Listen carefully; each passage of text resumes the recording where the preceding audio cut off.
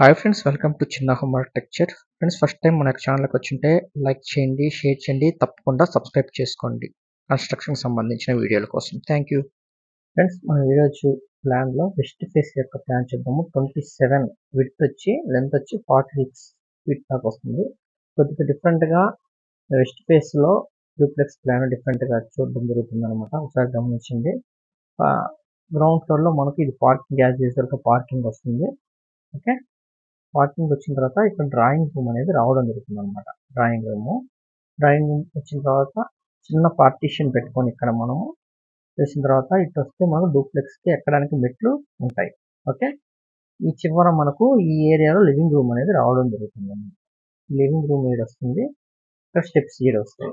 Okay, ఈ drawing room నుంచి ఇటు వెళ్ళిన తర్వాత మనకు డైనింగ్, కిచెన్ ఈడ వస్తుంది. ఓకే, కిచెన్కి యూటిలిటీ ఇదనమాట. ఒక కింద ఒక బెడ్రూమ్ వస్తుంది, ఆ బెడ్రూమ్ టాయిలెట్. ఓకే, కొద్దిగా డిఫరెంట్గా ఉంటుంది. అంటే గ్రౌండ్ ఫ్లోర్లో ఈ నైరుతిలో మనకు బెడ్రూమ్ అనేది రాదు. అలాగా మెట్లెక్కి పైకి వచ్చిన తర్వాత మనము ఫస్ట్ ఫ్లోర్కి వెళ్తే మెట్లెక్కిన తర్వాత మాస్టర్ బెడ్రూమ్ నైరుతిలో వస్తుంది, టాయిలెట్ ఈడ వస్తుంది దానికి.